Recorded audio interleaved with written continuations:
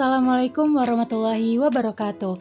Perkenalkan, nama saya Putri Nuraini dari kelas 3B dengan NPM 2210631050094. Nah, di video ini saya akan memaparkan hasil observasi saya mengenai pengelolaan peserta didik di 3 sekolah. Bagaimana hasilnya? Yuk kita simak. Nah, tapi sebelum itu teman-teman, sebelum mengetahui bagaimana hasil pengamatan saya di 3 sekolah mengenai pengelolaan peserta didiknya, nah kita harus tahu dulu nih tujuan dari pengelolaan peserta didik itu sendiri. Nah, tujuan itu yang pertama ada untuk menganalisis keterampilan manajemen kelas pendidik dan bagaimana peraturan diterapkan. Yang kedua, untuk mengidentifikasi potensi tantangan atau kesulitan yang dihadapi pada pengelolaan peserta didik. Yang ketiga, untuk mengetahui bagaimana program pembinaan dan pengelolaan peserta didik. Yang keempat, untuk mengetahui bagaimana hubungan sekolah dengan peserta didik dan wali murid.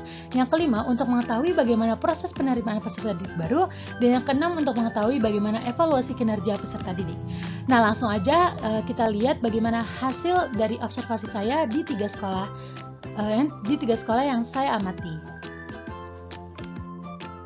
Nah, baik, jadi saya melakukan pengamatan di 3 sekolah, yaitu yang pertama sekolah SMA Negeri 1 Cibitung, yang kedua itu sekolah SMP ITS Islamiyah, dan yang ketiga itu adalah sekolah SMK Cibitung 1. Nah, untuk profil SMA Negeri 1 Cibitung, nama kepala sekolahnya itu adalah Bapak Dr. Haji Sanwani, MM, dan nomor NPS-nya itu adalah 20237985. Alamat sekolahnya itu ada di Jalan Mutiara Raya 3, Perumahan Villa Mutiara, Cibitung, Bekasi, Jawa Barat dengan kode pos 1755520, dan nomor teleponnya itu ada 021883200490 dan terakreditasi A. Lalu profil untuk SMP ITS Islamiyah, yaitu nama kepala sekolahnya adalah Bapak Darmaji Santoso MPD dengan NPSN 69753768, dan alamat sekolahnya itu berada di Jalan Pendidikan Rawa RT 02 RW 06 Mangunjaya Tambun Selatan, Bekasi, Jawa Barat, dan nomor teleponnya itu adalah 085100706052 dan terakreditasi A juga. Nah, yang profil yang ketiga, sekolah ketiga, yaitu SMK Cibitung 1 dengan nama kepala sekolah yaitu Bapak Faisal Asmi SPD dengan NPSN 70010110076. Alamat sekolahnya itu berada di Jalan Keramat nomor 130 Kampung Selak Bulak, Wanajaya, Kecamatan Cibitung, Kabupaten Bekasi, Provinsi Jawa Barat dengan nomor telepon 0218952477 dan terakreditasi A juga. Nah, lalu bagaimana ya pengamatan saya di sekolah itu di masing-masing sekolah? Apa saja hasil dari pengamatan atau observasi saya mengenai pengelolaan peserta didik yang ada di sekolah itu? Jadi langsung aja kita bahas. Baik teman-teman, yang pertama, jadi ada beberapa cakupan pengelolaan peserta didik yang saya amati dari 3 sekolah ini. Jadi ada beberapa cakupan, diantaranya ada 7 cakupan. Cakupan yang pertama itu mengenai kebijakan atau konsep dan peraturan atau regulasi. Pada SMA Negeri 1 Cibitung, di sekolah ini tuh tata tertibnya itu dibagi menjadi beberapa kategori. Ada pelanggaran ringan, pelanggaran berat, dan pelanggaran sangat berat. Jadi waktu pertama kali peserta dinyatakan sebagai siswa SMA Negeri 1 Cibitung, mereka tuh sudah menerima berkas yang salah satunya itu terkait tata tertib. Jadi semua siswa tuh sudah paham tentang peraturan berseragam, kehadiran, dan semua yang berkaitan dengan tata tertib sekolah, dan mereka juga sudah mengetahui konsekuensinya apabila mereka melanggar peraturan tersebut. Nah, kalau pada sekolah SMP ITS Islamiyah, di sekolah ini kalau tentang kedisiplinan, semua peserta didiknya itu masuk atau datang ke sekolah itu pukul 7 pagi dan pulang jam 4 sore sesudah sholat asar. Jadi ketika kedapatan siswa yang terlambat akan diberi sanksi. Nah, siswa yang terlambat ini akan disuruh untuk menghafal Al-Quran. Lalu pada sekolah SMK Cibitung 1, di sekolah itu setiap siswa itu diberi poin 100. Jadi kalau misalnya dia melanggar aturan, contoh misalnya terlambat, terlambat 1 kali, maka dia akan dikenakan pengurangan poinnya itu -2. Jadi setiap pelanggaran itu mempunyai bobot poin yang berbeda-beda gitu. Nah, jadi perbedaan sini sudah jelas ya. Jadi kalau misal di SMA negeri dan SMK Cibitung itu konsep sekolahnya itu juga waktu itu kombinasi, yaitu ada yang masuk pagi dan ada yang masuk siang. Sedangkan pada SMP ITS Islamiyah yaitu adalah full day. mereka tuh mulai pembelajaran dari jam 7 hingga jam 4 sore. Dan konsepnya juga berbeda-beda ya teman-teman. Di sini sudah terlihat apa saja yang berbeda gitu. Lalu yang kedua, cakupan yang kedua itu tentang proses penerimaan peserta didik baru. Pada SMA Negeri 1 Cibitung, prosesnya itu karena berstatus sekolah negeri, maka proses PPDB-nya itu mengikuti juklis mengikuti Dinas Pendidikan Provinsi gitu, termasuk peraturan dan aturan pelaksanaan PPDB-nya. Nah, kalau pada SMP IT Islamiyah, untuk PPDB-nya itu ada tim penerimaannya itu ada 3 gelombang. Jadi di gelombang 1 itu mereka biasanya melakukan promosi-promosi di lingkungan sekitar. Nah, ada juga untuk tesnya itu tes tulis dan tes baca Quran. Lalu pada PPDB di sekolah SMK Cibitung 1, di sekolah ini tuh melalui berbagai tes. Ada tes tertulis, tes kotes, tes fisik, dan tes wawancara wali murid. Lalu kita lanjut ke cakupan berikutnya. Nah, cakupan berikutnya itu tentang pemantauan kehadiran dan kedisiplinan. Jadi, dari 3 sekolah ini memiliki perbedaan nih teman-teman. Jadi, kita bahas satu-satu ya. Yang pertama itu ada SMA Negeri 1 Cibitung. Nah, jika terdapat 1 kali keterlambatan, guru piket akan memberi peringatan dan teguran.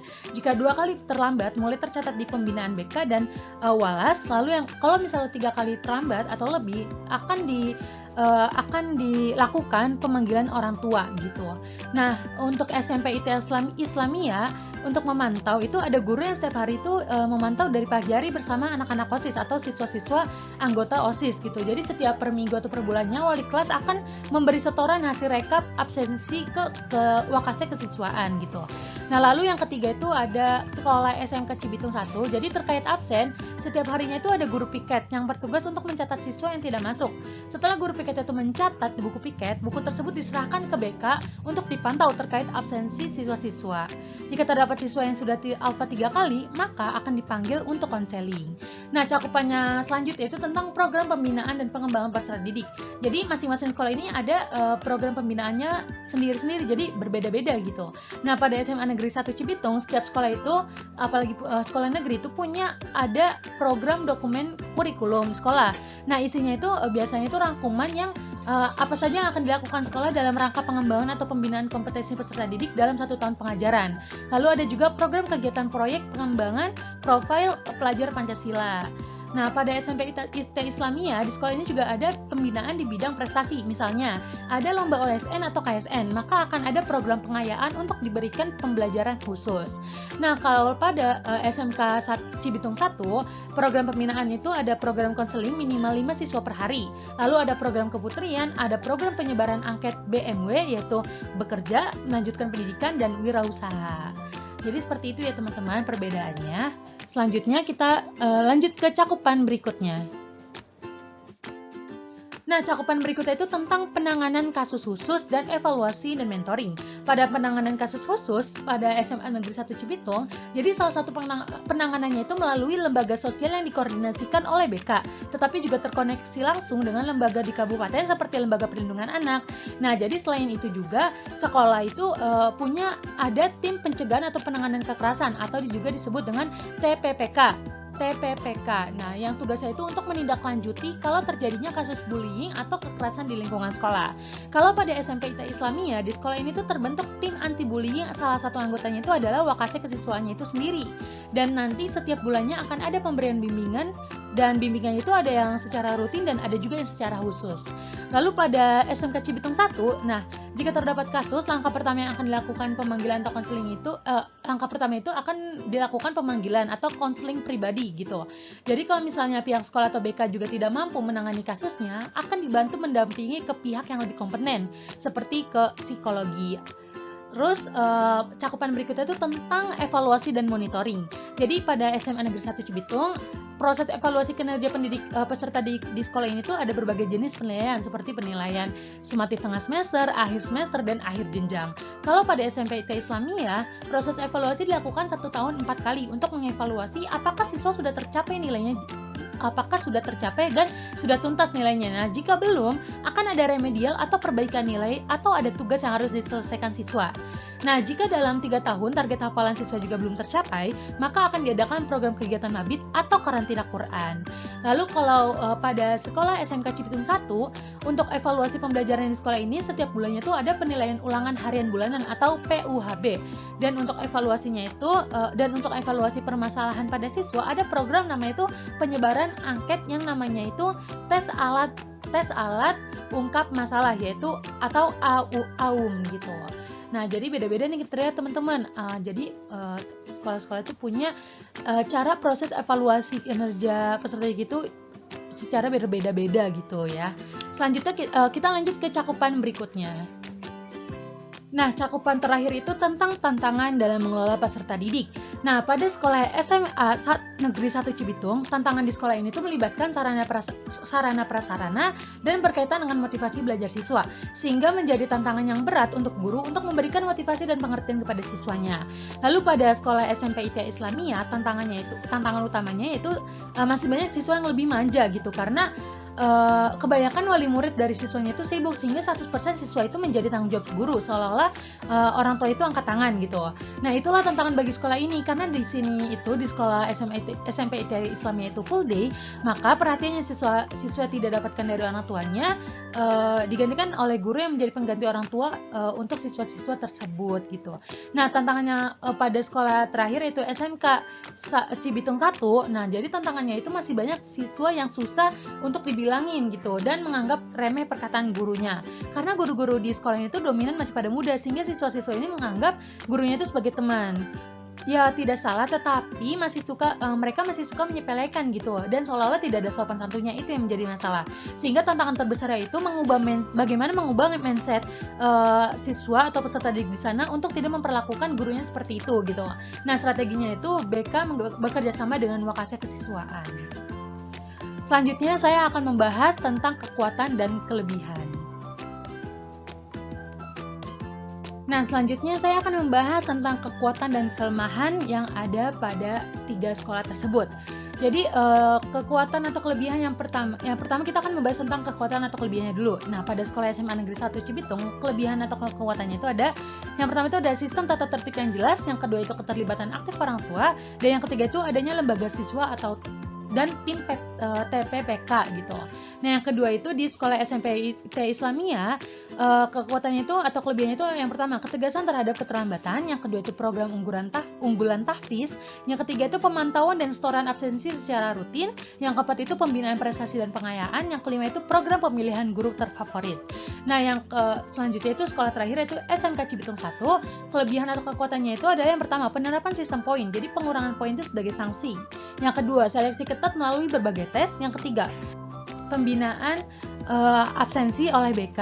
Yang keempat itu adalah program konseling, program keputrian, program penyebaran angket dan dukungan terhadap ekstrakurikuler. Yang kelima itu komunikasi aktif dengan orang tua, dan yang keenam itu proses evaluasi yang beragam. Nah, selanjutnya saya akan membahas tentang kelemahan atau kekurangan. Nah, jadi kelemahan atau kekurangan yang ada di 3 sekolah ini, yang pertama pada sekolah SMA Negeri 1 Cibitung yaitu ada keterbatasan sarana prasarana, yang kedua kurangnya motivasi belajar siswa, ketiga keterbatasan sumber daya, yang keempat tantangan dalam pengelolaan banjir. Kalau pada sekolah SMP Islamiyah, kelemahan atau kekurangannya itu mencakup yang pertama, tantangannya itu sifat manja dari peserta didik. Yang kedua, ketergantungan penuh pada guru. Nah, lalu yang ketiga itu di sekolah SMK Cibitung 1. Nah, kelemahan atau kekurangannya itu yang pertama, tantangan dalam mengubah mentalitas peserta didik.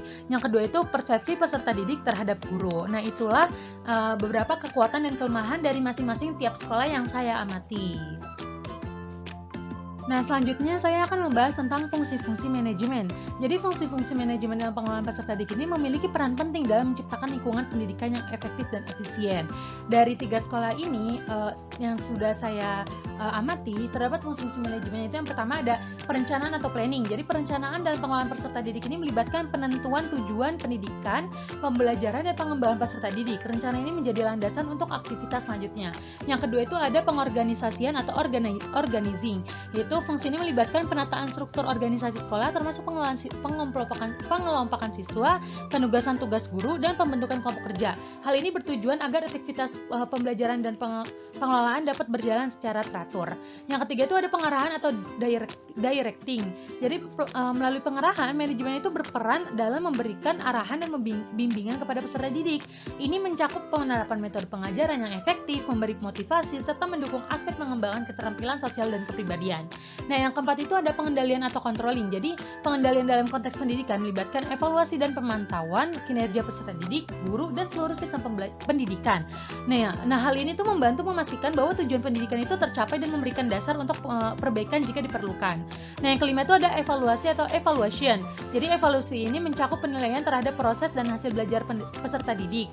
Melalui evaluasi, manajemen juga dapat mengukur efektivitas metode pengajaran, memahami capaian peserta didik, dan memberikan umpan balik untuk pengembangan lebih lanjutnya. Nah, yang keenam itu ada manajemen konflik dan konseling. Jadi, manajemen juga melibatkan penanganan konflik di antara peserta didik, guru, dan pihak-pihak terkait. Dukungan psikososial, maksudnya, jadi termasuk konseling juga menjadi bagian penting dalam membantu peserta didik mengatasi masalah dan mengembangkan potensi diri. Dengan menjalankan fungsi-fungsi manajemen ini secara terintegrasi, sekolah dapat menciptakan lingkungan pendidikan yang mendukung perkembangan peserta didik secara efektif dalam mencapai tujuan pendidikan. Baik teman-teman, selesai sudah pemaparan singkat saya terkait tentang hasil observasi saya di 3 sekolah tentang pengelolaan peserta didik. Di sini kita jadi mengetahui ya, setiap sekolah itu memiliki pengelolaan peserta didik itu yang berbeda-beda gitu, termasuk di 3 sekolah yang saya amati. Baik, mungkin itu saja dari saya, kurang lebihnya saya mohon maaf. Terima kasih. Wassalamualaikum warahmatullahi wabarakatuh.